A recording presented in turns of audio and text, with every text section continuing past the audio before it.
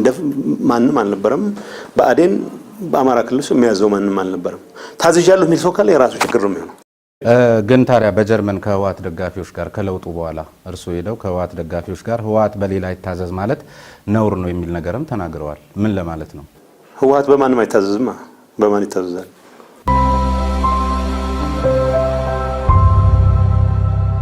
እንኳን ለገና በዓል በሰላም አደረሳችሁ በውጭ ሀገር ለምትኖሩ ትውልደ ኢትዮጵያውያን በሙሉ ታላቅ ኢንቨስትመንት ድል ከታላቅ ቅናሽ ጋር ይዘንሎት መተናል በመሃል ከተማ ቤተ መንግስት አቅራቢያ ወዳጅነትና አራዳ ፓርክ ፊት ለፊት ከባለ 1 እስከ ባለ 3 መኝታ አፓርትመንቶችን ከ30% ታላቅ ቅናሽ ጋር አቅርበናል ባለ 1 መኝታ 5 ሚሊዮን የነበረው በ3.6 ሚሊዮን ብር አጠቃላይ ክፍያ ባለ 2 መኝታ 10 ሚሊዮን የነበረው በ6.9 ሚሊዮን ብር አጠቃላይ ክፍያ ባለ 3 መኝታ 13 ሚሊዮን የነበረው በ9.5 ሚሊዮን ብር አጠቃላይ ክፍያ አቅርበንሎታል በዚህ የመኖሪያ መንደር ውስጥ መዋኛ ገንዳ ጂምናዚየም ደረጃውን የጠበቁ ሰፋፊ ሊፍቶች ምቹና በቂ የመኪና ማቆሚያ ቦታዎች ዘመናዊ የደረቅ ቆሻሻ ማስወገጃ አውቶማቲክ ጄነሬተር የተገጠመለት የከርሰ ምድር ውሃና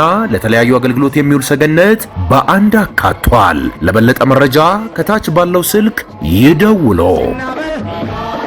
ሊኖር የሚችልባቸው ምክንያቶች እንዳሉ ገልጸው እኔ ወታደራዊ መኮንንም አልነበርኩም እነዛ ሰዎችንም ወክዬ አይደለም የምናገረው የህወሓት የበላይነት የሚባለው ኮንሰፕት ጠቅላይ ሚኒስትር አብይን ልጠይቀው ይችላል በዚህ ሰዓት ሌሎች አራቱ የኢህአዴግ ድርጅቶች ቀደም ባልከው ኮንቴክስት አሁን ለውጥ ያልከው እኛ ጥልቅ ታድሶ ያደረግንበት ጊዜ ጀምረ ዲፋይን ያደረከው ስለመሰለኝ ተቀበልኩት በዛን ጊዜ የተስማማንበት በኢህአዴግ ስብሰባ ታህሳስ ላይ በተደረገው 2010 የተነጋገርንበት የህወሓት የበላይነት የሚባለው ማደናገሪያ ነው ማለት ኦፒዲዮ ኦሮሚያ ክልል ውስጥ የሚያዘው እንደ ማንንም አልነበረም በአዴን በአማራ ክልል የሚያዘው ማንንም አልነበረም ታዝዣለሁ የሚል ሰው ካለ የራሱ ችግር ነው የሚሆነው ግን ታዲያ በጀርመን ከህዋት ደጋፊዎች ጋር ከለውጡ በኋላ እርሱ ሄደው ከህዋት ደጋፊዎች ጋር ህዋት በሌላ ይታዘዝ ማለት ነውር ነው የሚል ነገርም ተናግረዋል ምን ለማለት ነው ህዋት በማንም አይታዘዝማ በማን ይታዘዛል ከፌደራሉ መንግስት ጋር ባላችሁ ፌደራል መንግስት ወይም ከኢህአዴግ ጋር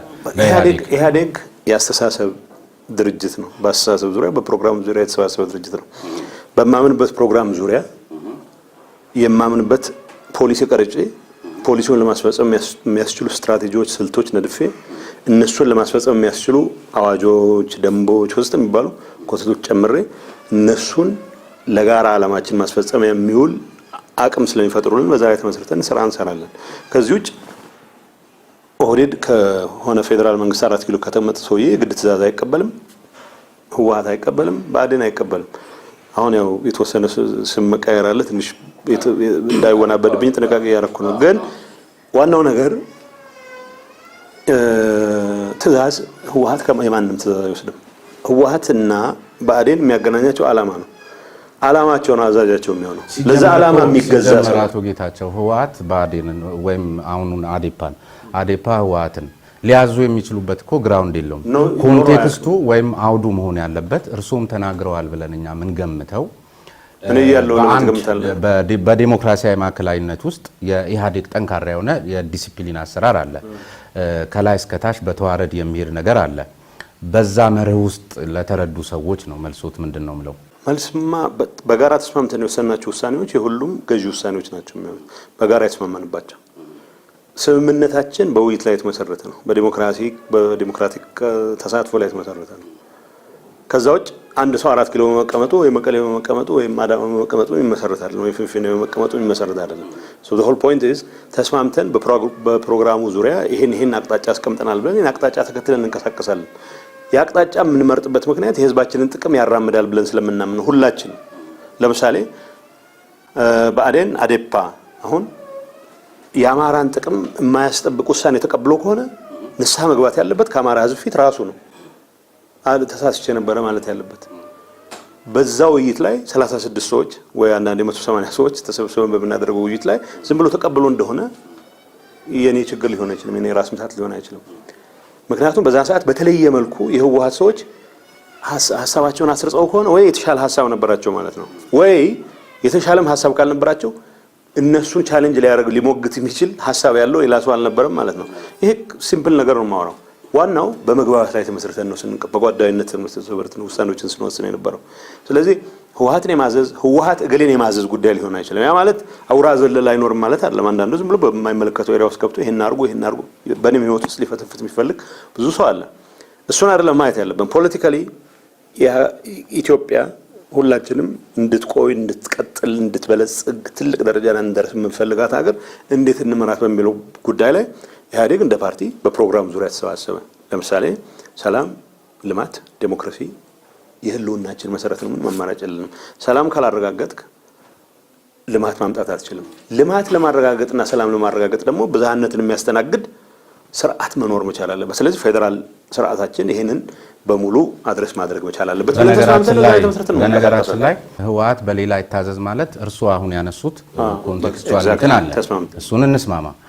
ነገር ግን ሰዎች ሲያነሱ ከብዝሃነቱ ጋር አንድ ጉዳይ ስለነበረኝ ነው። ኤኒዌይ ወደዛው እንሂድና ሰዎች ሲያነሱ አሁን እናንተ በወንበሩ ላይ የተቀመጠውን የለውጥ አመራር ለመቀበል ተቸግራችኋል ከሚሉት ወይም በማሳያነት ከሚያነሱት በርካታ ነጥብ ጋር አያይዘው ነው ይሄን ሂስ የሚያቀርቡት። ተቸግራችኋል? በእርግጥ ምን ጠቅላይ ሚኒስትሩን ኢህአዴግ ሊቀመንበር አድርገን ስንመርጥ ባለፈው መስከረም የመጨረሻ ላይ አብረን የመረጥነው ቲፒኤልኤፍ በሙሉ ድምጽ ነው የመረጣቸው። ሊቀመንበሩን ስንመርጥ በሙሉ ድምጽ ነው የመረጥነው። ሰው የመቀበል ያለ መቀበል ጉዳይ ሊሆን አይችልም። ያ ማለት ግን ካርት ብላንሽ የሚሉት ምንድነው ባዶ ቼክ የመጻፍ ጉዳይ አይደለም። አስተዳደር ውስጥ ዜጎች እንኳን ሲመርጡ እንኳን ፓርቲ ውስጥ ዜጎች እንኳን ሲመርጡ ለመረጡት መሪ ባዶ ቼክ ይጽፋሉ ማለት አይደለም። እምነት አለ። ባዶ ቼክ ሲጽፍ አምነህ ነው የምትጽፈው። ከሚገባው በላይ አይጽፍም ብለህ ነው ተስፋ አድርገህ ነው። ከሚገባው በላይ መጻፍ ከጀመረ ወይ ባንክ ካለ አይ ይሄኛው ትንሽ በዝቷልና አውቆዩ ልትል ትችላለህ። አሁን ከፌደራል መንግስት ጋር በአሁን በምትለው ደረጃ ግጭት አለብን ብለናል እና ምንም ያሳሰብ ችግሮች አሉ፣ የሚያጋጩን ነገሮች አሉ። ከፌደራል መንግስት ጋር አይደለም አሁን ችግራችን። የመጀመሪያው ችግር ፌደራል መንግስት አንዳንዴ የሚሰራቸው ምናልባት ደስ የማይሉን ነገሮች ሊኖሩ ይችላሉ። ደስ የማይሉን ነገሮችን መድረኮቻችንን ተጠቅመን እናነሳለን እንጂ ፌደራል መንግስት ይሄ ስለሆነ ይሄን አንቀበልም ብለን ማናቅም። አሁን ያልካቸው ነገሮች አንዳንዶቹ ለምሳሌ የትግራይ ማስታወቂያ ኃላፊ ይመስለኛል ለኤርትራ ደብዳቤ ጽፏል።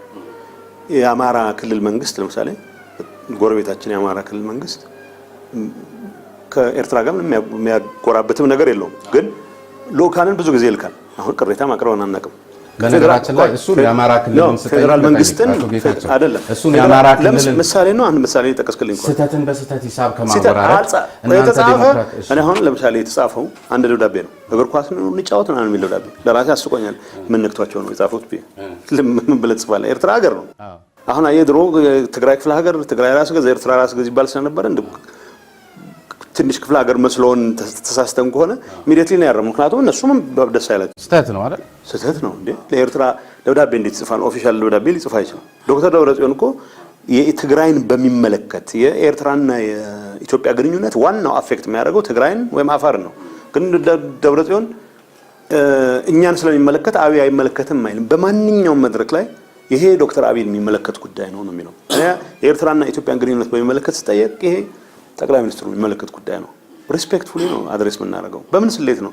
ትግራይ ቅርበት አለን አንድ ቋንቋ ነው የምንናገረው በሚል ስሌት የሶማሌ ክልል ተመሳሳይ ቋንቋ ስለሚናገር ብለ የሶማሌ ክልል ቀጥታ ከሞቃዲሾ ወይም ከሀርጌሳ ሰዎች ጋር አይገናኝም። ስለ ፌደራል መንግስቱ አክብሮት ማለት ለፌደራል ስርዓቱ አክብሮት ማለት ለፌደራል መንግስቱ እዚህ ላይ ግልጽ ነው። ሌሎቹ ማሳያዎችንስ እንዴት ተመለከታችሁ? በዚህ ለቅቡልነት ለመስጠት ተቸግራቸዋል በሚል ያቀረብኳቸው ማሳያዎች አሉ። ይሄ አንዱ ስህተት ነው ብለን እንውሰድ። የወታደር እንቅስቃሴ ምን ወዳችሁ ሰዎች ወዴት ነው የምትሄዱት? ምን አጠፋን ብሎ ያስቆሙ? ድንጋይ አልወረወሩ፣ ጥይት አልተኮሱ። ምን የተፈጠረ ነገር አለ? ከዛ በኋላ በህዝብ ጋር ተነጋግረው መነሳት ያለበት ኃይል ይነሳል። አዲስ አደረጃጀት አለ። ተነጋግረው እኮ እኛ ጋር ሰራዊቱ እንደ አዲስ መዋቀር አለበት፣ እንደ አዲስ መደራጀት አለበት። በዚህ አካባቢ በነገራችን ላይ ከማንም በላይ ኮምፕሌን አድራጊዎች እኛ ነበር። 2 እዝ ነበረ ትግራይ ውስጥ 2 እዝ። በቁጥሩ ዝርዝር ውስጥ ልገባ አልፈልግም፣ ምክንያቱም የናሽናል ሴኩሪቲ ኢሹም ስለሆነ በጣም ብዙ ቁጥር ከኢትዮጵያ ሰራዊት ኦልሞስት ከግማሽ የማያንሰው ትግራይ ውስጥ ነበረ። ሎጂስቲካሊ ናይትሜር ነው ለኛ። ብዙ ጣጣ ትግራይ ውስጥ ያልነበሩ ማህበራዊ ችግሮችን ጭምር ያስከትላል። በነገራችን ላይ ሰራዊቱ እንደፈለገ መንቀሳቀሱ ለሀገሪቱ ከትክክለኛ ስጋት ትንተና ላይ ተመስርተ በትክክለኛ ስጋት ትንተና ላይ ተመስርተ እዚህ አካባቢ ያለው ስጋት ቀንሷል፣ ስለዚህ ይህን ያክል ኃይል ቀንሳል ነው ትላለህ። ስጋቱ በሚገባ ባልተቀረፈበት ሁኔታ ሰው ግር ይላል። በነገራችን ላይ የኢትዮጵያ መከላከያ ሰራዊት ሰሜን ውስጥ በተለይ ትግራይ ውስጥ በሚያደርገው እንቅስቃሴ ውስጥ ብቸኛው የሰላማችን አስጠባቂ ነበር የሚል እምነት ማንም ሰው ያለው እኛ የለንም። ደሞዝ የማይቀበል የትግራይ ሚሊሻ እድሜ ልኩን ማረስ ሳይችል ምንም ነገር ማድረግ ሳይችል የሀገር ድንበር ሲያስጠብቅ ነበር። የሀገር ድንበር ማስጠበቅ ብቻ የመከላከያ ሰራዊቱን ሸክም ተሸክሞ ሲንቀሳቀስ ነበር። ድንገት ሳይነገርህ እንቅስቃሴ ሲጀመር በእኛ በኩል በመንግስት ደረጃ ኦኬ ተነጋግረን ምንም ችግር የለብንም። በነገራችን ላይ የመከላከያ ሰራዊቱ የትግራይን የመጨረሻ ደህንነት የትግራይ ደህንነት መጠበቂያ የመጨረሻ ምሽግ ነው ብለናል። የክልሉ መንግስትና የድርጅቱ አቋም አልነበረም። አቋም አልነበረም። ለምን የህዝብ ነው በደንብ ላስረዳህና የመከላከያ ሰራዊት የኢትዮጵያ መከላከያ ሰራዊት የምንወደው የራሳችን መከላከያ ሰራዊት የትግራይ ህዝብ ደህንነት የመጨረሻ ምሽግ ነው ብለን አናምንም። አሁንም ድሮም አምነን አናውቅም። የትግራይ ህዝብ የመጨረሻ ደህንነት የፌዴራል ስርዓቱ መከበር፣ የፌዴራል ስርዓቱን የማፍረስ እንቅስቃሴ በሚበረታበት በሚጠናከርበት ሰዓት ደግሞ አልቲሜትሊ ይሄ አቅም ይሄ ኃላፊነት የትግራይ ህዝብና የትግራይ ህዝብ ብቻ ነው ብለን ነው ምናምን ነው። ዋናው ነገር ኢትዮጵያችንን ለማዳን በምናደርገው እንቅስቃሴ መከላከያ ሰራዊታችን ትልቅ አቅም ነው። የኛም አቅም ነው፣ የሌላውም ህዝብ አቅም ነው። ከዚህ ውጭ ድንገት እንደ ሌባ በጠፍ ጨረቃ ጠበንጃ ይዤ እወጣለሁ የሚል ኃይል ሲኖር ማን እንደሆነስ ምን እናውቃለን? ቀን እኮ ተሸኛኝቶ አብሮ ጓይላ ሲያደርግ አብሮ ሲጨፍር የነበረ ሰራዊት ድንገት በሌሊት የመውጣት እንቅስቃሴ ሲያደርግ ጥርጣሬ ውስጥ ይገባል ሰው። የትግራይ መንግስት መጠየቅ ትችላለህ። ሌጂቲሜሲ ችግር አለብን የሚል ሰው ያለ አይመስለኝም። የመንግስት አቋም አይደለም ካልሆነ ብዙ መሄድ ስለማያስፈልግ ነው።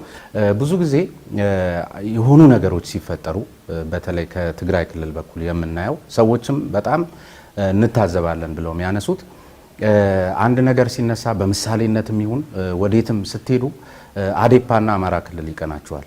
ጎረቤት ስለሆኑ እንደሱ ነው ብዬ ግን አላስብም። ክሪቲካል ሆናችሁ ለምሳሌ ችግሮች ሲኖሩ ከፌዴራል መንግስቱ ጋር ወይም ከኢህአዴግ ጋር ወይም ከኢህአዴግ ሊቀመንበር ጋር ወይም ከክቡር ጠቅላይ ሚኒስትሩ ጋር ክሪቲካሊ ሂስ ስታደርጉ አይታይም።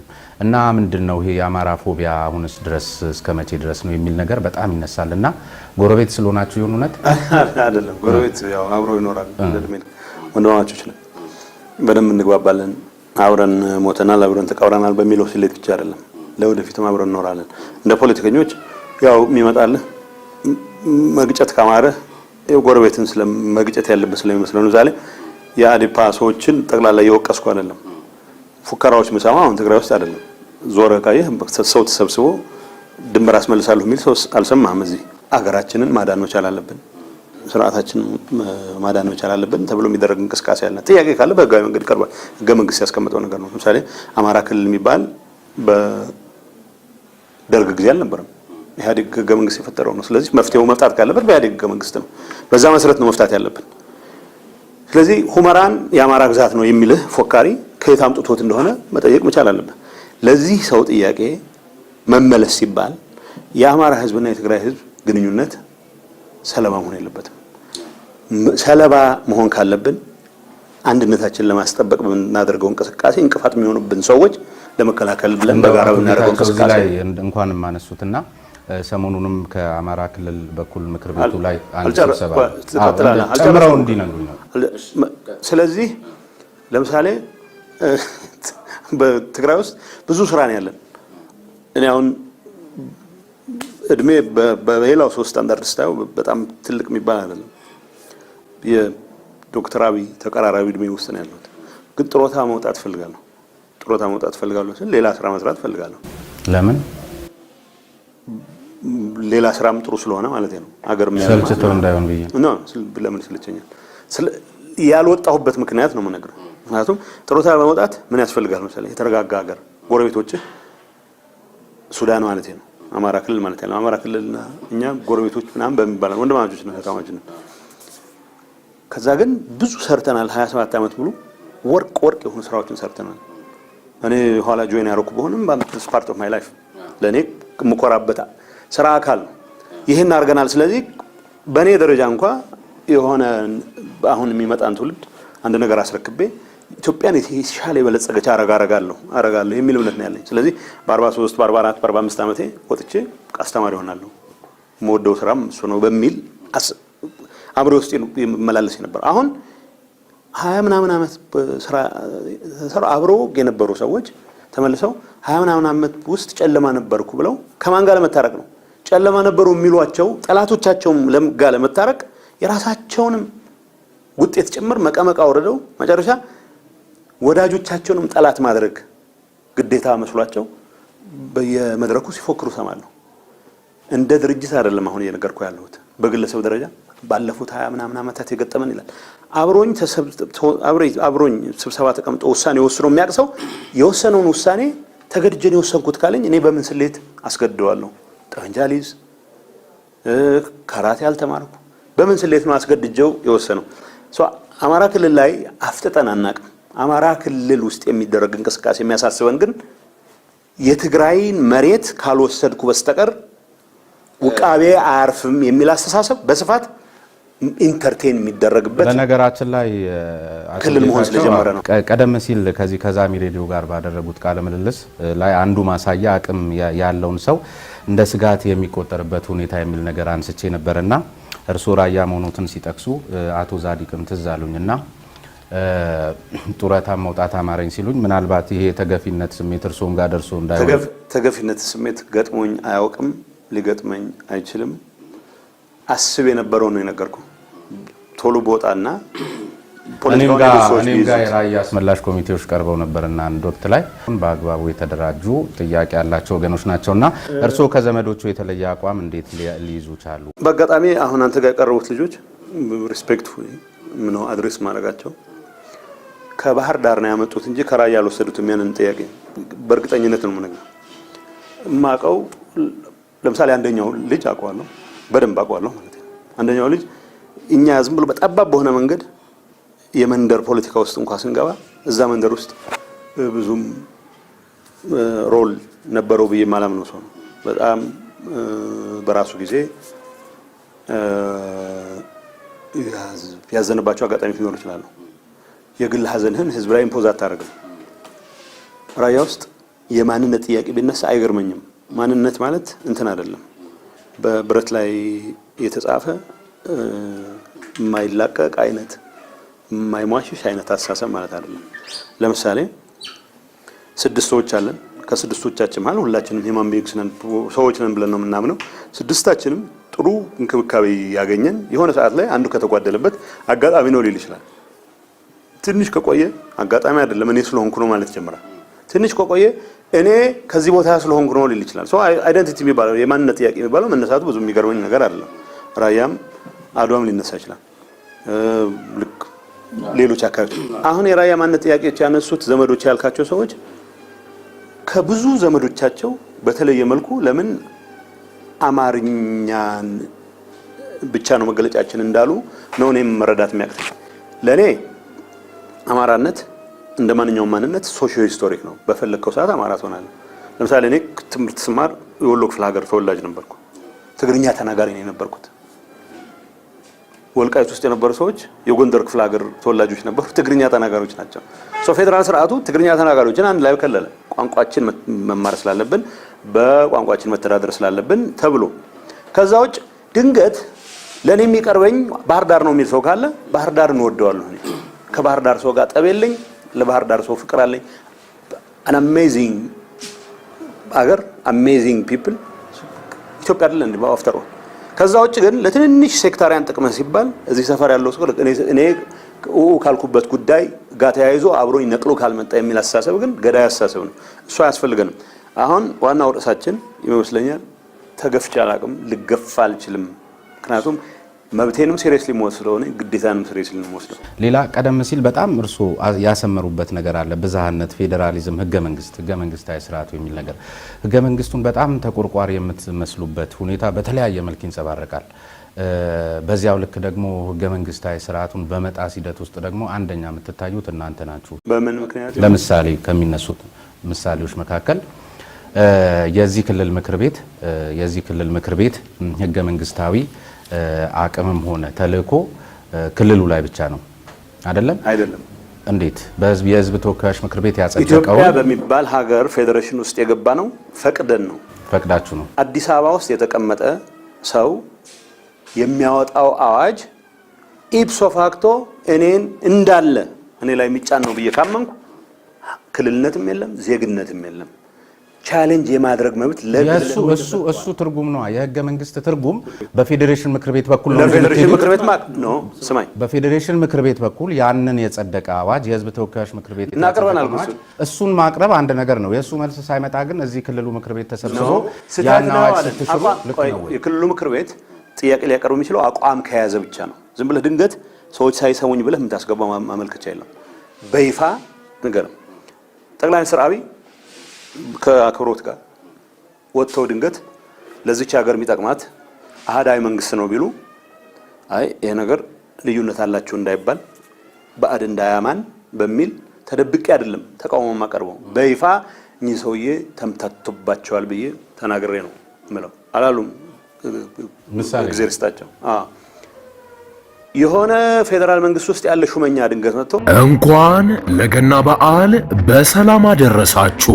በውጭ ሀገር ለምትኖሩ ትውልደ ኢትዮጵያውያን በሙሉ ታላቅ የኢንቨስትመንት ዕድል ከታላቅ ቅናሽ ጋር ይዘንሎት መጥተናል። በመሃል ከተማ ቤተ መንግስት አቅራቢያ ወዳጅነትና አራዳ ፓርክ ፊት ለፊት ከባለ 1 እስከ ባለ 3 መኝታ አፓርትመንቶችን ከ30% ታላቅ ቅናሽ ጋር አቅርበናል። ባለ 1 መኝታ 5 ሚሊዮን የነበረው በ3.6 ሚሊዮን ብር አጠቃላይ ክፍያ፣ ባለ 2 መኝታ 10 ሚሊዮን የነበረው በ6.9 ሚሊዮን ብር አጠቃላይ ክፍያ፣ ባለ 3 መኝታ 13 ሚሊዮን የነበረው በ9.5 ሚሊዮን ብር አጠቃላይ ክፍያ አቅርበንሎታል። በዚህ የመኖሪያ መንደር ውስጥ መዋኛ ገንዳ፣ ጂምናዚየም፣ ደረጃውን የጠበቁ ሰፋፊ ሊፍቶች፣ ምቹና በቂ የመኪና ማቆሚያ ቦታዎች፣ ዘመናዊ የደረቅ ቆሻሻ ማስወገጃ፣ አውቶማቲክ ጄኔሬተር የተገጠመለት የከርሰ ምድር ውሃና ለተለያዩ አገልግሎት የሚውል ሰገነት በአንድ አካቷል። ለበለጠ መረጃ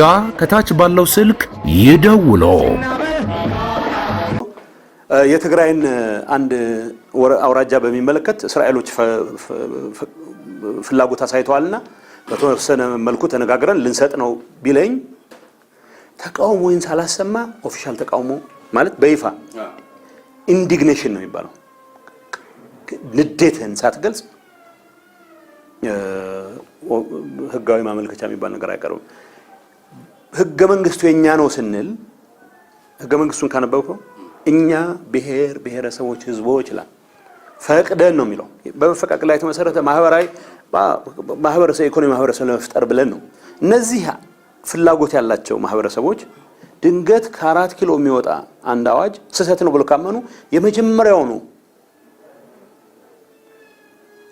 ቅሬታ ካላሰሙ መጨረሻ ግራቸው ሲበላ በነገራችን ላይ አቶ ጌታቸው ከዚህ ከህገ መንግስት ጋር ከህግ የበላይነት ጋር ተያይዞ በሚነሳ ጉዳይ ላይ ፌዴሬሽን ምክር ቤት እናንተ ስታመለክቱ ወይም ቅሬታችሁም ስታቀርቡ ፌዴሬሽን ምክር ቤት መልስ የሚሰጥበት ራሱን የቻለ አሰራር ስርዓት አለው። ኢህአዴግ እስኪሰራ እንደሚሰራ እሱን በዚህ ሰዓት ላይ አለመፍቀድ እኮ በራሱ አንዱ እንደውም ቅቡልነትን ማሳጣት ነው የሚባለው ነገር።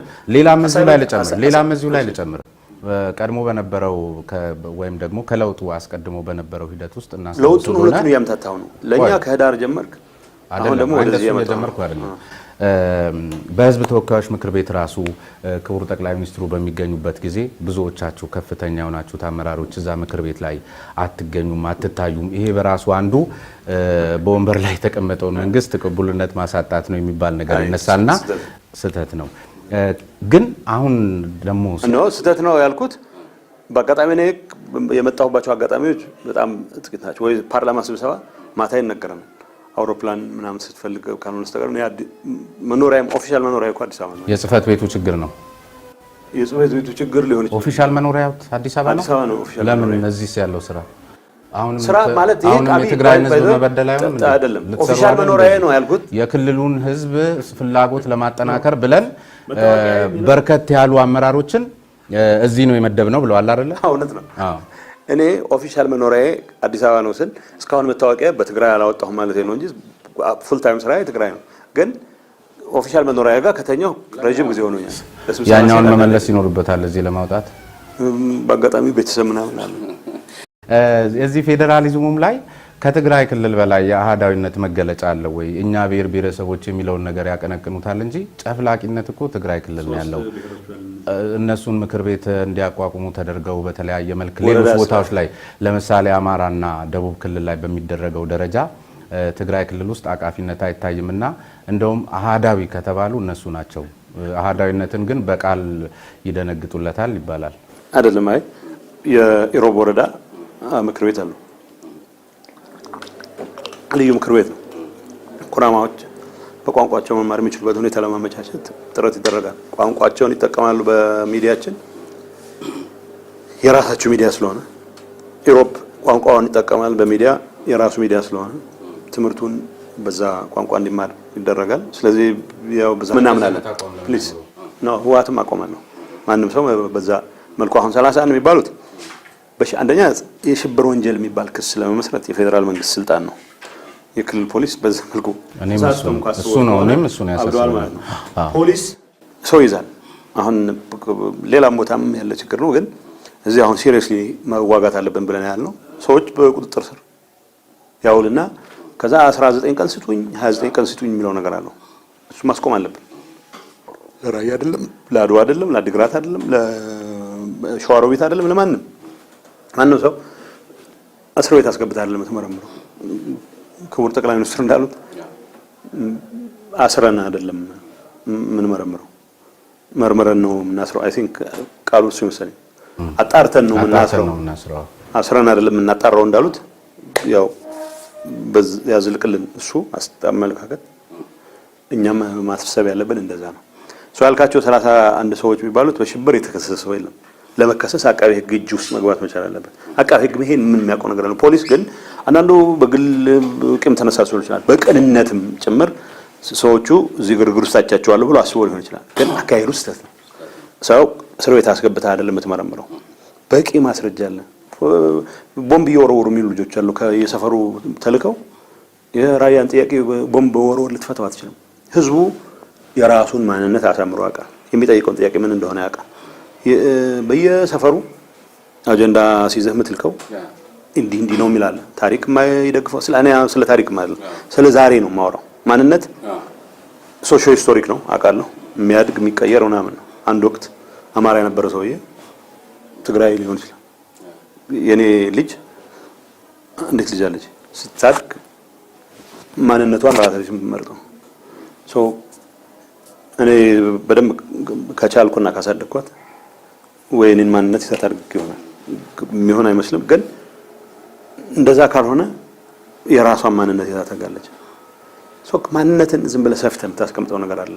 ፕላስ መቀሌ ሆኜ ስለ ወልዲያ ማንነት ኢምፖዝ ማድረግ አልችልም። ባህር ዳር ሆነ ደግሞ እዚህ ቀደም ሲል ዋጃ ጥሙጋ መሆን ይችላል መወሰን አይቻልም። ቀደም ሲል አንስተነዋል።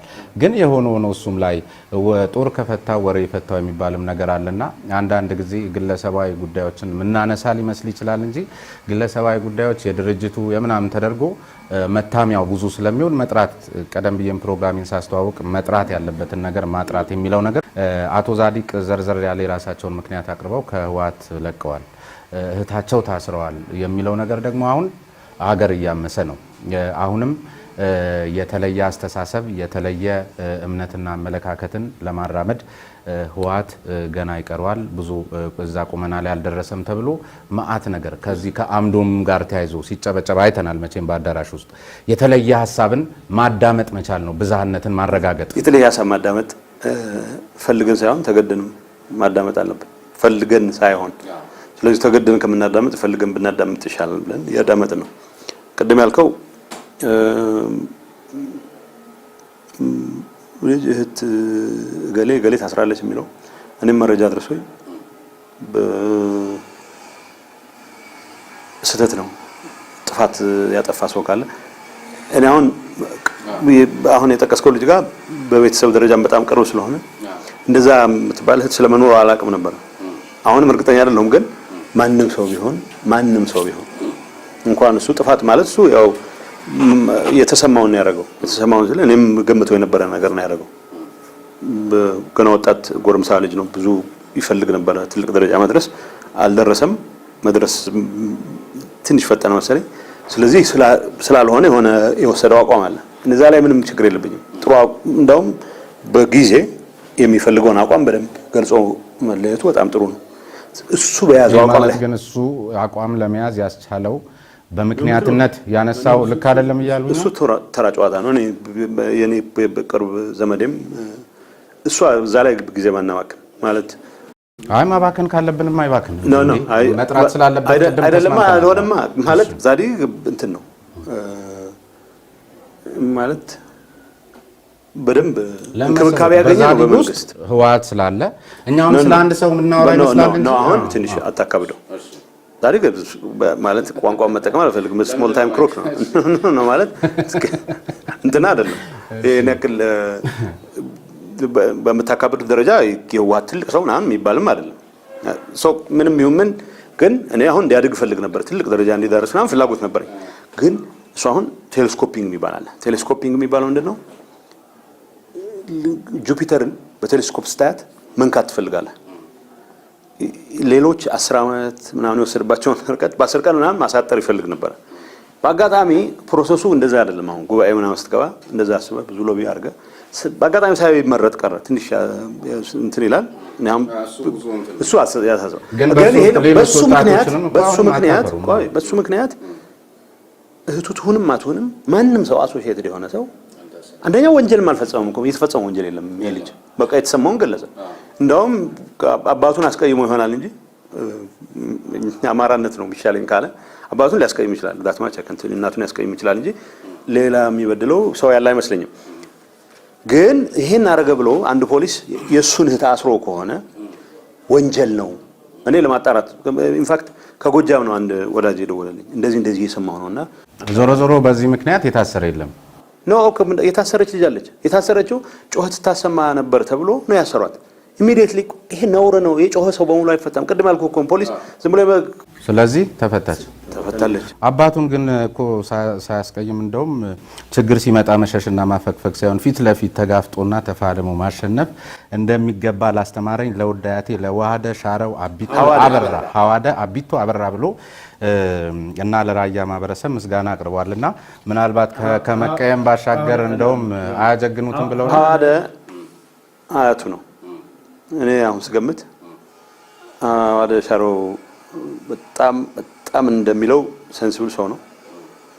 እሱ ሲሞት ዛሬ ፕሮባብሊ 2 ዓመት የ3 ዓመት ልጅ ነበረ። ስለዚህ ከሱ ብዙ የሚማረው ነገር ትልቁ አባቱ ነው። አብርሃ በሬ ነው ማስተምሮት ከሆነ የሚያስተምረው አብርሃ በሬ ነው።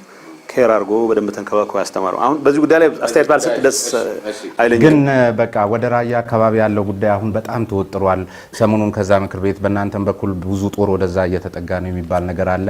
እኔ አሁን እዛ ጋር ተጠጋ አልተጠጋ ያኛው ይሄን አላለ ሳይሆን በእርግጠኝነት ቀደም ሲል እርሶ ጠቅሰውልኛል የአማራ ህዝብና የትግራይ ህዝብ በጣም ብዙ የሆነ ወርቃማ ጊዜ ያሳለፈ ብዙ መስተጋብሩ ብዙ ዘርዝረን ገና ብዙ ሺህ ወርቃማ ዓመታት የሚያሳልፍ በቃ በሱ መንገድ አሁን እየተወጠረ ያለው ነገር ከናንተም ሆነ ከነሱ ራሳችሁ ፈጥራችሁት ራሳችሁ አባብሳችሁት ራሳችሁ የመፍትሄው አካል መሆን ሲገባችሁ በዚህ መንገድ ለመፍታት አሁን እየተደረገ ያለው ሙከራ የሚያሳስብና ምናልባትስ በሁለታችሁም በኩል ይሄን ነገር በአግባቡና በጥሞና በንግግር በውይይት መፍታት ያቃታችሁ ጊዜ የታሪክ ተጠያቂ ያረጋችሁም ፌደራሊዝምን የሚያከብር ሰው በዚህ መንገድ በሰላም መፍታት ካቃተን በታሪክ ብቻ ሳይሆን በህይወት እያለን ተጠያቂ መሆን መቻል አለበት። በእኛ በኩል የኛን ነው የምነግረው። ስራ ላይ ነው። አሁን በዚህ ይሄ ወር የተፈጥሮ ሀብት ጥበቃ ወር ነው። ቴራስ ምንድነው እርከን ስራ ነው። አብዛኛው ገበሬ ያለው ጠመንጃ ሲከረከር አላየህም። እዚህ ሰርግ ቤቶቻችን ብዙ ተኩስ አይሰማባቸው ነው አየህ ሀላል ዜናዎች ይሰማሉ። በቅርብ ጊዜ አልሰማህም? የትግራይ ክልል እያንዳንዱ ሰው የተከሻና የወገብ ጠበንጃ ተፈቅዶለታል የሚል አዋጅ አልሰማህም? አማራ ክልል አውጥቷል። ለምሳሌ ለምን አወጡ አይደለም ነው ጠበንጃ ፈቃድ በአዋጅ ቼክ ማድረግ ይችላል።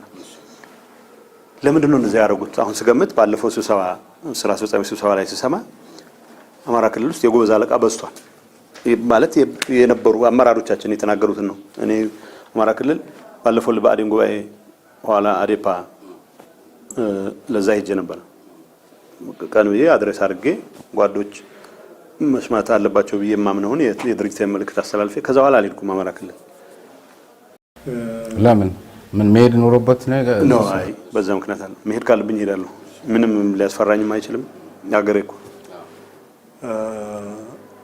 በአጋጣሚ ግን ለምሳሌ ብዙ ሰዎች ግን መሄድ ፈልገው የማይሄዱ አሉ። አሁን መንገድ ይዘጋል በየጊዜው በየሰፈሩ ቪጂላንቴ ግሩፕስ አሉ። የጎበዝ አለቃ አሁን ትግራይ ፎቶ የሚነሳው ነው። እዚህ ቆቦ መጥቶ የቆቦ ሰው ላይ ስማኝ ቆቦ ይመጣና ህወሓት በራሱ እንዲሆን 27 ዓመት ሙሉ ራሱ የፈጠረው ራሱ የሰጠው የቤት ስራ አሁን በለውጥ ሰዓት ላይ ስንሆን በአንድ ሌሊት የሆነ መንገድ ተዘጋብኝ ብሎ እሪ ማለት በራሱ እንግዲህ በዚህ በቋንቋ ላይ የተመሰረተው ፌዴራሊዝሙ ልዩነትን በግጭት ውስጥ ራሱን ማጉላት አማራ ክልል ውስጥ መንገድ የሚዘጋው በቋንቋ ችግር ምክንያት ነው። አማራ ክልል ውስጥ አማርኛ ነው እርስ በርስ በማጋጨት ሂደት ውስጥ ራሱን የማጉላት ተልእኮ የነበረውና ታሪኩ በዚህ ላይ የተገነባ ስለሆነ ዛሬ ሰዎች ቶሎ ተግባብተው ወደ መፍትሄ እንዳይሄዱ ቢሆን ምን ችግር አለው? ነውር ነው ወይ? አንድ ቀን ሁለት ቀን አልገባኝም ማለት ቲፒኤልኤፍ እንዳልከው እንደሱ ነው ታሪክ ማለት አንደኛ ቲፒኤልኤፍ ብቻውን ያስተዳድረው ሀገር የለም። አስተዳድረው አያውቅም። ሁሉም የራሱን ያስተዳድራል። በሀገር ደረጃ ደግሞ ኢህአዴግ ሆኖ ያስተዳድራሉ። ስለዚህ ጥፋት ካለ የጋራ ጥፋት ነው። ኃጢአቱን ለገሌ በረከቱን ለኔ የሚባል ነገር አይሰራም፣ ሊሰራ አይችልም። ኢህአዴግም ላይ ገመገምን እሱን ነው። አማራ ክልል ውስጥ መንገድ የሚዘጋው ቲፒኤልኤፍ እንዲስላለን ነው የሚል ሰው ካለ ወይ ቲፒኤልኤፍን ማያውቅም ወይ የሚሰራውን ማያውቅም። ለምን ከወርጌሳ መርሳ ለመድረስ ምን የተለየ ቋንቋ መናገር ያስፈልገናል ነው? ከመርሳ ስሪንቃ ለመድረስ ምን የተለየ ቋንቋ ያስፈልጋል? ወልዲያ ገብተህ ቆቦ ለመድረስ ምን የተለየ ቋንቋ ያስፈልጋል? ከቆቦ ዋጃ ገብተህ ጥሙጋ ገብተህ ኮረም ገብተህ ማይጫው ገብተህ መቀሌ ገብተህ ምን የተለየ ቋንቋ ያስፈልጋል? ቋንቋ ችግር ሆኖብን አያውቅም። ነበር ቋንቋ ችግር የሚሆነው ፍርድ ቤት ስቀርብ ወይ ሐኪም ቤት ሲሄድ ራሴን ፈልጦኛል አይደለም። ኦልሬዲ ለ27 ዓመት የተሰራበት ስለሆነ ሰዎች ዛሬ ተነስተው እርስ በርስ መግባባት አቅቷቸው ስለዚህ ቢጋደሉ ነው የለውም። አለቃ ቢሆኑ በለውጥ ሂደት ውስጥ ስለሆነ ይሄ በሂደት የሚታረም እንጂ ምንድነው ዘራ ይቺን ጨዋታ አንዳንድ ይሰማታለሁ እዚህ በኦፊሻል ሚዲያም ላይ የለውጥ ጊዜ ስለሆነ ሰው እርስ በርስ መጋደል ቢጀምር የሚያስከርም ነው። ኋላ ትንሽ ሰከን ይላል፣ ረገብ ይላል። እዛ የሚባል ጨዋታ የለም። 27 ዓመት ሙሉ ግጭቶች አልነበሩ ማለት ነው። ግን ግጭቶች ፌደራል ስርዓት ትልልቅ ግጭቶችን ያሳነሰ ወደ ትንሽ ግጭቶች ቀይሮ ለመፍታት የሚያስችለውን እድል እያሰፋ ነው የመጣው። አሁን ድንገት ተነስቶ አማራ ክልል ብቻ አይደለም ያለው ችግር ባይዘው ትግራይ ክልል ውስጥ ችግር አለብን። ለምሳሌ ሶሻል ሚዲያ ላይ የሚንቀሳቀሱ ልጆች ይሄን ካላላችሁ እገሌን ካላወረዳችሁ ምን ሰዓት አለ ወይ በአጋጣሚ በፌስቡክ ቮት ላይ ተመስርቶ ሰው አታወርድም ሰው አትልም። ግን ኮንሰርናቸው መረዳት መቻል አለበት። ለምሳሌ አማራ ክልል ውስጥ የወጣቶች እንቅስቃሴ የጎበዝ አለቃ እንቅስቃሴ ለምንድን ነው ፍግ ሆኖ ያለመለመው ነገር ምንድን ነው? ስራ አጥነት አለ፣ ሰፊ ስራ አጥነት አለ፣ ዲስኢንፍራንቻይዝመንት አለ። ስለዚህ ኃላፊነት የሚሰማው ፓርቲ ካለ ልክ እንደ ቲፒኤልኤፍ ልክ እንደ ብአዴን ማሰብ ያለብን እንደ አዴፓ ወጣቶቻችን ለምንድን ነው እኛ በምንፈልገው መንገድ ሳይሆን በረባሽ በሆነ መንገድ አጥፊ በሆነ መንገድ ስራ አጥነን ብለው ትንሽ ስራ የሚፈጥሩትን ኢንቨስትመንት አጋጣሚዎች ጭምር ወደ ማቃጠል የሚሄዱበት ምክንያት ምንድነው? ስራ እንፍጠር ብለን ነው መስራት ያለብን። የወጣትን ጥያቄ የወጣትን ህልም መፍታት ስራ በስራ ላይ የተመሰረተ ስራ ነው። መች ፈታን ለመፍታት ነው ጥረት ያለው ቢዚ ስራ ለመስራት እየሞከርን ነው። ወጣታችን ተስፋ ማየት ስለጀመረ ከተስፋው በተጨማሪ ሁሉም ጉግማንጉግ ለማንኛውም ችግር ተጠያቂ የሚያደርገው ይሄን አካባቢ ስለሆነ እግረ መንገዱ ይሄ የመከበብ ስሜትም ጭምር አግዞን ለመስራት የሚያስችልን ጊዜ አግኝተን እየተንቀሳቀስን ነው። እዚህ ውስጥ ለመፎከር የሚያስችል ጊዜ የለንም። ስራችን የወጣቱን ህልም የመፍታት እስካሁን ያባከነውን ጊዜ ለማካካስ ያባከነውን ጊዜ አብረውኝ ያሉት ሰዎች ጊዜያቸውን ይሄን የወጣት ህልም መፍታት ላይ ትኩረት ቢያደርጉ ከዛ ጠመንጃ ማወዛወዝ ጥራኝ ጫካው ጥራኝ ድሮ መንግስት ሆነ ጥራኝ ጫካው የሚባል ነገር የለም። ዞሮ ይሄንን የቆሰቆሳችሁትም ሆነ ያሳደጋችሁት በሁለታችሁም በኩል ያላችሁ አመራሮች ታሪካዊ ተጠያቂ ላለመሆን መስራት አለብን። ትክክል ነው። ወጣቶቻችን ከመስከረም ጀምሮ ግን እዚህ ከተማ ላይ በራሱ እንኳን በጣም ወንጀል እየተስፋፋ ሰው እየሞተ ማት ህዝብ አሁን እኔ እንኳን ከመጣው በኋላ ደጅ ነው ያለው ደጅ አሁን ለምሳሌ ትናንት ዝም ብዬ ከሰማሁት ኢንፎርሜሽን የስራ አጥነቱ በጣም ከመበራከቱ የተነሳ መቀሌ ላይ ማጅራት መቺ ታስቦ በማያውቅ ደረጃ አሁን ማጅራት መምታትም ተጀምሯል የሚል ሰምቻለሁ። ስለዚህ ህወሓትም ሳምንት ገና ለዛ ነው ቢዚ ሆነ። አሁን ለዛ ነው ጠበንጃ አንስተን እየጠበንጃ የወለወል እዚህ ሊመጡበት ነው ማንልበት ምክንያት ስራ ካልፈጠርን የሚበላ ነው የመጀመሪያ ወጣት ነው እዚህ ያለው ወጣት ነው። ለዛ ነው መስከን አለበት ብዬ ነው ማስበው። እሱን እሺ እንተውና ለጊዜው አንድ ከቢቢሲ አንድ ዘገባ ደግሞ የሰራው ነገር አለ። የዶክተር አብይ ለውጥ ለኢትዮጵያውያን እንባና ሳቅ ይዞ እንደመጣ አይነት ነገር የሚያወሳ በቢቢሲ ላይ እርሶም ተመልክተውት ይሆናል ብዬ አስባለሁና ይህንንም ሲያጠይቅ እርሶንና ወይዘሪት ብርቱካን ሚደቅሳን ነው አብሮ አቅርቦ ከዚያ በኋላ ይህን ተንተርሶ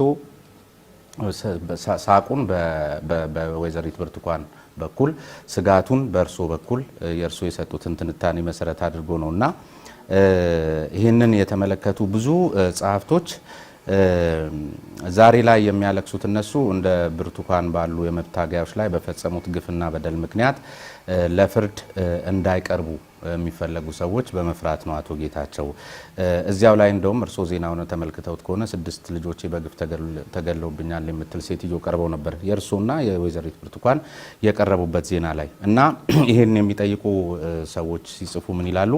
የልጆቿ ገዳዮችና አቶ ጌታቸው ረዳ የሚሟገቱላቸው የህወሓት ጀነራሎችና የደህንነት ኃላፊዎች ናቸውና በጥቅሉ ህወሓቶች ትናንት ሲስቁ እኛን እያስለቀሱ የነበረ መሆኑንና ዛሬም የሚያለቅሱት ሳቃችንን ለመቀማት ነው የሚል ነገር ኤልቲቪ ላይ አቶ ጌታቸው አሰፋን በተመለከተ እርሱ የተናገሩትን አጣቅሰው አንድ ላይ ስለ ህግ የበላይነት ደንታ ቢስ መሆናችሁን ብዙም የማትቆረቆሩ መሆናችሁ የውጭ ጉዳይ ሚኒስቴር ሰዎች አያውቁም ለማለት ምክንያት የሆነኝ እንደማያውቁ ስላየሁ ነው።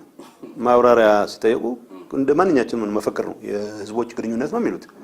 የህዝቦች ግንኙነት ላለው እኔም ራሱ በደንብ አላውቅም፣ ግን ኢንጆይ ስለማደርገው ግንኙነቱ ጥሩ ስለሆነ ያዝልቅልን ነው የምለው። እሱ እንዳይደናቀፍ ብቻ ጥረት ማድረግ መቻል አለብን እንጂ ዝርዝሩ ምን እንደሆነ እናውቃለን። ለምሳሌ አንድ ሰው ከኤርትራ ሳይድ መጥቶ ያው የኢትዮጵያ ፖለቲካ በደንብ ታጥቦ ተቀሽሮ ተስተካክሎ እንዲስተካከል ጥረት እናደርጋለን ይላል። እንዴት ነው የሚያጥቡት ብዬ ራሴን ጠይቃለሁ። የተነጋገሩት ነገር ይሆን ነው ምናምን እላለሁ። ግን ማውቀው ነገር ስለሌለኝ ምንድነው የምለው እኔ ፐርሰናሊ ዶክተር ደብረጽዮን ዛላምበሳ ስለነበርኩ ሲከፈት ስላየው አብይ አይነት ሰው ደፋር ሰው ብቻ ነው ሊያደርገው የሚችለው እንደዛ የሚል እምነት አለኝ። እኔ አላደርገውም ሄጄ የኤርትራውን ፕሬዝዳንት ባኮን እዚህ ይምጡ ብዬ አላረገውም ነበር። ሰው ትልቅ ነገር ነው። ክሬዲት መስጠት ካለበት ክሬዲት መስጠት አለበት። ሰው ኢንጆይ ያደረግ ነው። ከዛ በኋላ የነበረው ሲዘጋ ቅር ይላል። ሲዘጋም ግን ያው ሰው ብዙም አልቆምም ይመላለሳል በሁለቱም ሳይድ። ምክንያቱም አልቲሜትሊ ከፖለቲከኞች እጅ መውጣት አለበት የሰላም ጉዳይ ለህዝቦች መጥቶ መቻል አለበት። ከዛ አንፃር ለዶክተር አብይ ክሬዲቱን መስጠት አለበት ብለ በአደባባይ ተናግረናል፣ እናገራለሁ፣ ወደፊትም ቀጥላለሁ። ዝርዝሩን ግን እኔ እውነት ለመናገር ዶክተር አብይ እንደሚያውቀው ገምታለሁ።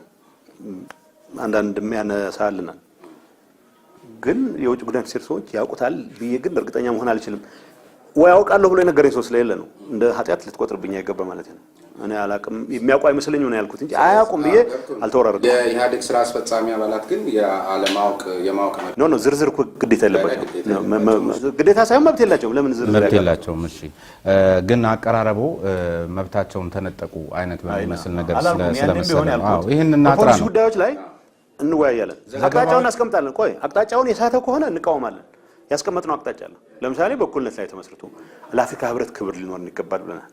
ጎረቤቶቻችንን እናማክር ብለናል። ዝም ብሎ ድንገት ተነስቶ አሁን ለምሳሌ ትንሽ ቅር የሚያሰኝ ነገር አለ። አፍሪካ ህብረት የኢትዮ ኤርትራን ጉዳይ ለመፍታት ጥረት አድርጓል ብቻ ሳይሆን ኤርትራ ላይ ማዕቀብ እንዲጣል ከኛ ጎን ሆኖ ትልቅ አስተዋጽኦ አድርጓል። ድንገት እርቁ ጀዳ ሲደረግ እንደ አፍሪካ ህብረት ተወካይ እንኳን ለመኖሩ ትንሽ ቅር የሚያሰኝ ላይ ዋና ከተማው ነው የአፍሪካ ህብረት አለ። ትንሽ ቢገኙ ደስ ይላል። ከፎሪን ፖሊሲያችን አንፃር ትንሽ አደጋ ውስጥ የገባን እንዳይሆን የሚል ጥርጣሬ ነው ዝም ብለህ የምታነሳው እንጂ በዛ ደረጃ አይ ውጭ ጉዳይ ሚኒስትሩ አያውቁትም ቢያልተወራረድኩም ልወራረድ ማለት ነው ያልኩት ምንድነው እስካሁን ባለኝ መረጃ ውጭ ጉዳይ ሰዎችም የሚያውቁት አይመስልም። ኃጢአት ለማስመሰል ሳይሆን እናጥራ ብለን ስለሆነ ዘገባዎቹ በነገራችን ላይ ሲወጡ በዚህ መንገድ ነው እርሱ ሁሉ ነው ይዘዋረጉት። አሁንም እንዳትቆራረጠው ዝም ብለን እንዳለ ነው የሚቀርበው። ምንም ያው በዚሁ አጋጣሚ ለተመልካቾችም ይሄንኑ ማጥራት አላማችን ስለሆነ ነው። ሌላ ከርሶ ጋር በተያያዘ ብዙ ጊዜ ሲናገሩ ከሚሰሙት ጉዳዮች ጋር ቀደም ሲል ምሳሌ ሲሰጡ ነበርና በትግራይ መሳፍንትና በጎንደር መሳፍንት ወይም በትግራይ ገዢ መደብና በጎንደር ገዢ መደብ መካከል በርሱ አረዳድ ልዩነት አለ ብለው ያምናሉ? በገዢ መደቦች መካከል ምን ልዩነት አለ? ሁሉም መዝረፍ ነው የሚፈልጉት። ራሱ የሚባል ሰሜንንም ትግሬንም የሚገዛ ሰው ነበር፣ ጎንደርንም ይገዛ ነበር። ለምሳሌ አጼ ቴዎድሮስ መጨረሻ እሱን አሸንፈው ነው ንጉስ የሆኑት። የኔ ፌቨሪት ንጉስ ቴዎድሮስ ነው። በነገራችን ላይ 6 ጋን መርፌ ነበረ የተገኘው እሱ ካምፕ ላይ። የዘረፋው ብዛት ራሱ ከባላገር ቤት ሳይቀር መርፌ ይዘርፍ ነበር። መርፌ ምንድን ነው ይሰራል? 6 ጋን መርፌ። ስለዚህ ዘራፊዎች ነው የነበሩት። ብሔር አይለዩ ምን አይለዩ።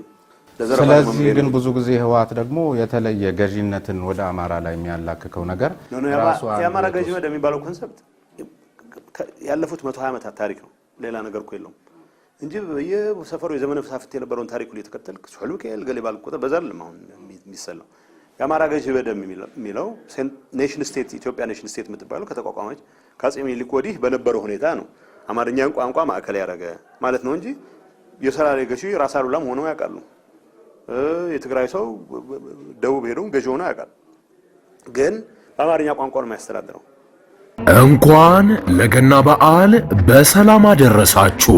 በውጭ ሀገር ለምትኖሩ ትውልደ ኢትዮጵያውያን በሙሉ ታላቅ የኢንቨስትመንት ዕድል ከታላቅ ቅናሽ ጋር ይዘንሎት መጥተናል። በመሃል ከተማ ቤተ መንግስት አቅራቢያ ወዳጅነትና አራዳ ፓርክ ፊት ለፊት ከባለ 1 እስከ ባለ 3 መኝታ አፓርትመንቶችን ከ30% ታላቅ ቅናሽ ጋር አቅርበናል። ባለ 1 መኝታ 5 ሚሊዮን የነበረው በ3.6 ሚሊዮን ብር አጠቃላይ ክፍያ፣ ባለ 2 መኝታ 10 ሚሊዮን የነበረው በ6.9 ሚሊዮን ብር አጠቃላይ ክፍያ፣ ባለ 3 መኝታ 13 ሚሊዮን የነበረው በ9.5 ሚሊዮን ብር አጠቃላይ ክፍያ አቅርበንሎታል። በዚህ የመኖሪያ መንደር ውስጥ መዋኛ ገንዳ፣ ጂምናዚየም፣ ደረጃውን የጠበቁ ሰፋፊ ሊፍቶች፣ ምቹና በቂ የመኪና ማቆሚያ ቦታዎች፣ ዘመናዊ የደረቅ ቆሻሻ ማስወገጃ፣ አውቶማቲክ ጄኔሬተር የተገጠመለት የከርሰ ምድር ውሃና ለተለያዩ አገልግሎት የሚውል ሰገነት በአንድ አካቷል። ለበለጠ መረጃ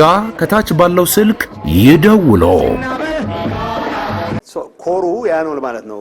ምንድነው በሌፍት ቋንቋ ቤዙንና ሱፐርስትራክቸሩን የተቆጣጠረው አካል አማርኛ ተናጋሪ ነበር ለማለት ነው እንጂ የአማርኛ ተናጋሪ ሰዎች ከሊራት ታረጉትምና ትምክትና ትክክል ነው። ክሊር አርጋችሁ በግልጽ እነዛ ይሄ ስህተት ነው። እኔ የሚያሳስበኝ ምን የአማራ ጭቁን አርሶ አደር ቅድም ያልኩ ነው መርፌ የተነጠቀው በራሱ ማለት ነው። የትግራይም አርሶ አደር የአማራም አርሶ አደር እኮ መርፌ ተነጥቋል። የጌምድር አርሶ አደር መርፌ ምንድን ነው የሚጠቅመው? አንድ ራስ ገሌ አንደኛው የራስ ውቤ ልጅ መጨረሻ አጼ ቴዎድሮስም ከተዋበች በኋላ ያገቧት ጥሩ ወርቅ እቴጌ ጥሩ ወርቅ የራስ ውቤ ልጅ ነች።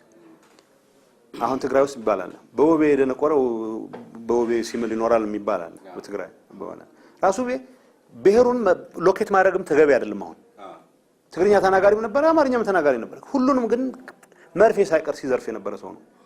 ይሄን ሰው አሁን ብሔር እንዴት ሰጠዋል? ደቡብ ሲያስገብር የነበረ ሰው የአማርኛ መናገሩ ካልሆነ በስተቀር ለአማራ ህዝብ የፈየደው ነገር ምንድነው? ጎጃም አሁን ድረስ ጎጃም እንደ ጎጃም ሀብታም ህዝብ የለም፣ ሀብታም ሀገር የለም።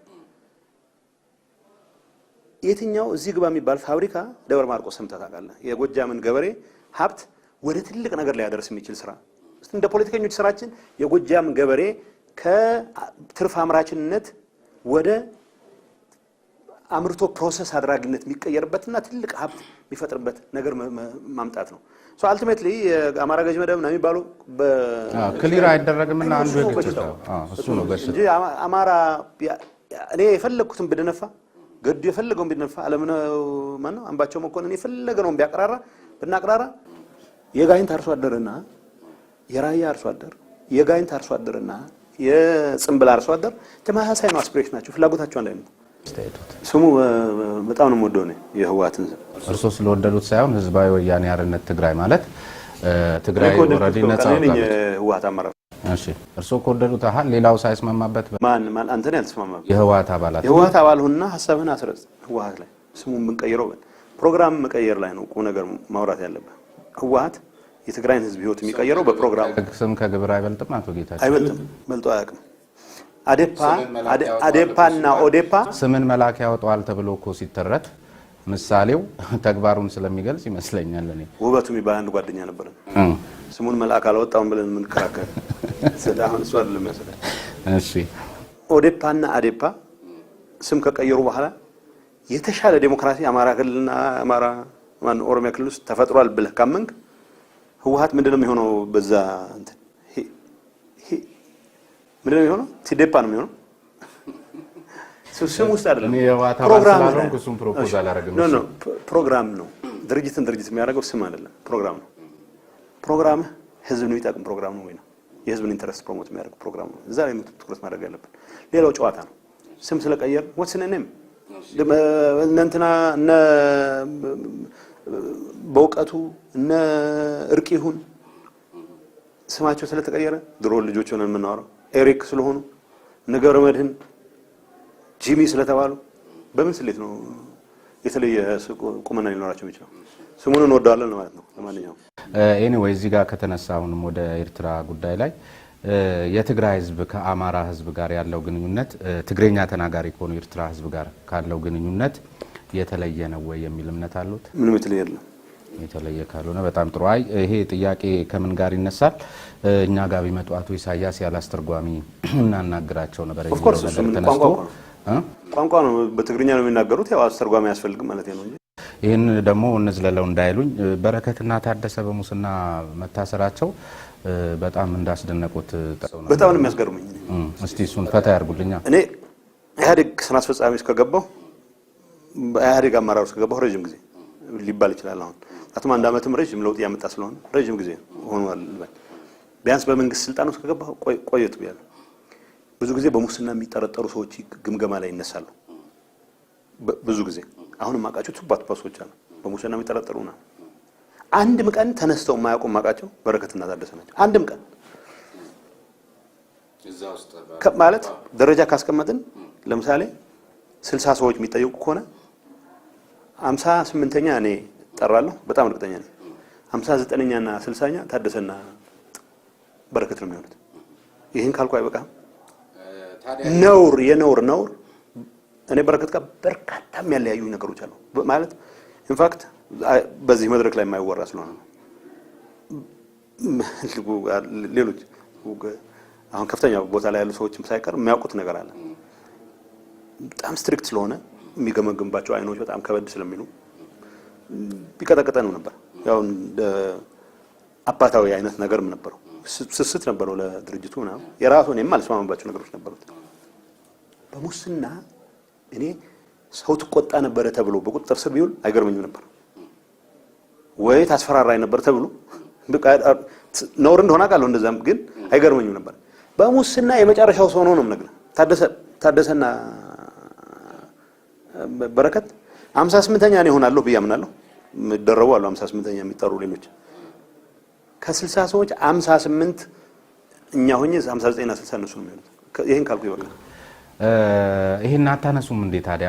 አሁን እኮ ታዲያ ጸረ ዲሞክራቲክ የነበረው አካሄድ ወይም ለውጥ እንዲመጣ የታገላችሁት ነገር ድራማው ቀጠለ ማለት ነው። ከዛው ምንድን አልኩህ ቅድም እኔና አብይ መሻሻል ያለበት ብለን ባለፈው ታህሳስ የገመገምነው ጸረ ዲሞክራቲክ አዝማሚያ በእኔና አብይ ጸረ ዲሞክራቲነት እንዲቀጥል አይደለም እኮ ፍላጎታችን፣ መስተካከል አለበት ማለት ነው እንጂ ድሮ ድራማ ይሰሩ ስለነበረ ወረፋው የኛ ነው ድራማ መስራት ወረፋው በሚል እኛ መስራት የለብንም። ስለዚህ ቀጣዩ ስብሰባ ላይ መታነሱት አጀንዳ ሊሆን ይችላል። ሌላ ሰሞኑን ከአጀንዳ ከነበሩት ጉዳዮች የኢህአዴግ አጀንዳዎች ለመዋሃድ የኢህአዴግን ውህደት የተመለከቱ ዜናዎች ወጥቷልና ኢህአዴግን ለመዋሃድ የሚያስችለው ቁመና ላይ ነው ወይ የሚለውን ነገር በህወሓትስ ግምገማ ምን ላይ ናችሁ የሚለው ነገር በእኛ እምነት የመዋሃዱን ሐሳብ ቀርቦ ነው 2007 2000 ምናምን የጀመረው ሐሳቡ 2002 ፕሮግራም ንዋሃድ መዋሃድ የሚለው ታክቲክ ነው፣ አደረጃጀት ታክቲክ ነው። በነገራችን ላይ ልብስ ስለብስ በጣም ከጠበበኝ ማላረገው ከሰፋኝ ወይ አስጠብባለሁ የሆነ ነገር አደርጋለሁ። ልብስ ካልጠበበኝ ምጨናነቅበት ሁኔታ የለም። ድርጅቱም ስራዬን እስካሰራኝ ድረስ ምክንያቱም ፕሮግራም ነው ድርጅት የሚያደርገው። ህወሓትና ብአዴንን አንድ የሚያደርጋቸው የደመቀና የደብረጽዮን መወዳጀት አይደለም። አደፓ ይቅርታ፣ የደመቀና የደብረጽዮን መወዳጀት አይደለም። ተወዳጁም አልተወዳጁም የጋራ ፕሮግራም እስካለን ድረስ እንቀጥላለን። አንደኛው ፕሮግራሙ የሚያቀረው አንደኛው ፕሮግራሙ የተለየ ጠበቃ ሆኖ የሚቀርብበት ሁኔታ ከሆነ ምን ብለን ነው አንድ ሰፈር እድር እንኳን ጥንቃቄ ትፈልጋል። ባይዘው እድር ዝም ብለህ አንድ እድር ላይ የተገኘው ሰው ይገባት ልክ ኤርትራ የሚሉት ዳስሐው የሚሉት አለ። ማንም ሰው የመጣ የሚገባበት አይነት ዳስ አይደለም ፓርቲ። ፓርቲው ፕሮግራም ነው የሚመሰረተው። ፕሮግራማችን አሁን የሰራነው ስራ እንደተጠበቀ ሆኖ ያሉብንን ችግሮች ለመፍታት አደረጃጀታችንን መቀየር አስፈላጊ ነው የሚባል ከሆነ በጥናት ላይ ተመስርተን እንቀይረው ነው። ስለዚህ ጥናት የተጠና አለ ይመስለኛል። እንወያይበታለን። የተጠናውን ግን እኔ አሁን በቀደም ሰማሁ ክቡር የኢህአዴግ ሊቀመንበር እንደዚህ እናደርጋለን ህዝብ ግንኙነቱን መግለጫ ሰጥተዋልና እንደውም አንድ ዘገባ ላይ ቢቢሲ ላይ ይመስለኛል አይስማማኝም የሚል አካል ከተገኘ ምንም ጥያቄ የለውም የሚለው ነገር አማራጩ መጨረሻ ላይ ወይ ከግንባሩ መውጣት ነው የሚልም ነገር ተነስቷልና እንዴት ነው የኢህአዴግ ተስፋ በዚህ ሁኔታ? ኢህአዴግ እኮ ከኢትዮጵያ ህዝብ በላይ ተስፋ ሊኖረው አይገባም። ኢህአዴግ ግን የኢትዮጵያን ህዝብ ኢንተረስት ማራመድ ኢህአዴግ የስልጣን ኢህአዴግ ነው የሚሆነው። ስልጣናችንን ለማቆየት ሲባል ይሄ ጓድገሌ የተከበሩ ገበሌ የምንባባልበትን ነገር ለማቆየት ሲባል የግድ ዝም ብለን ከነቃራችንም ቅርሻታችንም ጭምር አብረን ሄድ የሚባል ነገር ሊሰራ አይችልም። ይሄ ክህደት ነው። ኢትዮጵያን ህዝብ መካድ ነው። የጋራ ፕሮግራማችንን የበለጠ ለማበልጸግ የሚያስችል ህብረት ያስፈልገናል ብለን ካመንን ህብረት ፈጥረን አንድ ሆነን የኢትዮጵያን ህዝብ እናገለግላለን፣ እንክሳለን። ከዚህ ውጭ ይቺ ወንበራችንን እንዳትቀርብን በሚል ዝም ብለ ትርምስ የኢትዮጵያን ህዝብ መናቅ ነው። ለራሳችንም ጊዜ ማባከን ነው የሚሆነው። ኢትዮጵያ ህዝብ ዲዘርቭስ በዚህ እንግዲህ በዚህ ጋር ውህደት ይነሳል። በዚህ ሌላ ነገር ኖ ውህደት እኮ ያመነንበት የወጣ ነው የገባ ነው። ግን ውህደት ማለት ዝም ብሎ እንዳደረገ ካለንበት ሁኔታ አኳያ ግን አሁን ህብረተሰባችን በአጠቃላይ ያለበትን ነገር ስለምንገነዘብ ብዙ መካረሮች አሉ። ቀደም ሲልም ሲነሳ እንደነበር ቀጣዩን ምርጫስ እንዴት ነው ማካሄድ የሚቻለው የሚለው ነገር እንደ ህወሓት ምርጫውን እኮ ህዝብ ነው የሚያካሂደው። ህዝቡ መራጭ እኮ ነው። መራጭ ነው የሚመርጠው ምረጡኝ የሚለው እንደው የሚመርጠውን ይመርጣል እንጂ አይ ማሸነፍ ስላልመሰለኝ በዚህ ሳምንት ይቆይልኝ የሚል ፓርቲ ካለ ምርጫው ለፓርቲው ነው ማለት ነው። ስለዚህ ምርጫው የኢትዮጵያ ህዝብ ፍላጎቱን የሚገልጽበት ነው አይደለም። ስለዚህ የኢትዮጵያ ህዝብ ፍላጎቱ መንግስታዊም ነው ኦፍ ኮርስ ከግዴታ ጋር ነው የሚያያዘው። ስለዚህ ምርጫውን ወደዚህ ወደ ኋላ ለምን መልሷል? ህገ መንግስት ያስቀመጠው ነገር ማለት በምን ስሌት አይ መመረጥ ስላልመሰለኝ በዚህ ሳምንት ይቆይልኝ ካልኩ ይሄ ድሮ ልጆች ሆነን ምን ነው ይሄን ገምጬ ይሄን ማለት ሁለት ዘይቱን ሲሰጥ ማካፈል ሲኖርብህ እኩልነት ከጠላ ይሄን ገምጬ ይሄን ወስዳለሁ ትላለህ። ከድርሻ በላይ ነው ተወስዶ የተወሰነ ገምታል እሱ እዛ አይሰራም። እኔ አሁን ባለኝ ኮንስቲቱሽናል ክራይሲስ እኮ ነው የሚፈጥረው። በምን ስሌት ነው ህገ መንግስቱን ምን ብለህ ነው አይ ኢህአዴግ የሚመረጥ ስላልመሰለን እና ቆየው ነው የሚለው ኢህአዴግ አልገባኝም። ኢህአዴግ ተመረጠም አልተመረጠም ህዝብ የሚመርጠው ኃይል ይኖረዋል። ሲፈልግ ጭራቅ ይመረጥ። ወቅቱን ጠብቆ ምርጫውን ማካሄድ የሰብአዊ መብት ነው። ኤግዛክት ምርጫ እንደ ኢንስቲትዩሽን ግን የሀገሪቱን ዴሞክራሲ ቀጣይነት የምናረጋግጥበት እንትን ነው አሬንጅመንት ነው። ስለዚህ ወደድንም ጠላንም ህገ መንግስቱ ያስቀመጠው ነገር አለ። ህገ መንግስቱ ደግሞ ኢህአዴግ ይመረጣል ወይ ህወሓት ይመረጣል በሚል አይደለም የተቀረጸው። የኢትዮጵያ ህዝብ እፈልገዋለሁ ያለውን እንዲመርጥ ነው። ስለዚህ እፈልገዋለሁን አለው በየሰፈሩ የሚመጣ ሲፈልግ ሰባኪ ሲፈልግ ጸላይ ሰጋጅ ማን ይመጣ ፖለቲካ ፓርቲ ነው እስካለ ድረስ የሚመረጥበት ሁኔታ ይኖራል። ሌላ ግን ቀደም ሲል ዛሬም የተለየ ነገር መስማት የህወሓት አመራር አይወድም የሚለውን ነገር የመጨረሻ ጉዳያችን እናርገውና አምዶም ገብረስላሴ ከተባለ ሰው ጋር ተያይዞ ባለፈው ሲደረግ የነበረው እሱ መድረክ በነገራችን ላይ የአቶ በረከት መጽሐፍ ምረቃም መሰለንና ቅራለን ብለውኛል ጀነራል ጻድቃንም እኔ ጋር በነበራቸው ቃለ ምልልስና ለለውጥ የተሻለ ነገር ለማምጣት የነበሩ ችግሮችን ለመፍታት የሚደረግ መድረክ መስሎን ነበር። ነገር ግን እንደሱ አልነበረም የሚል ነው የነሱ የራሳቸው ግምገማ ነው። አሁን ጀነራል ጻድቃን ግምገማ ሼር ማድረግ አይጠበቅብኝም። ያረግ ነው ምንድነው በኢትዮጵያ የተለየ ሀሳብ ለማድመጥ ዛሬም ዝግጁ ነው። በጣም ዝግጁ ነኝ ነው። እኔም ደስ አይለኝም እንደዛ አይነት መድረኮች ላይ ሰውን በጩኸት በጫጫታ ማስቆም አትችልም። ለምን የፈለገውን ሐሳብ አያሸንፈኝም ብዬ እስካመንኩ ድረስ ማንም ቅርሻታም ተነስቶ የፈለገውን ቢል መስማት ድፍረቱ ሊኖረኝ ይገባል።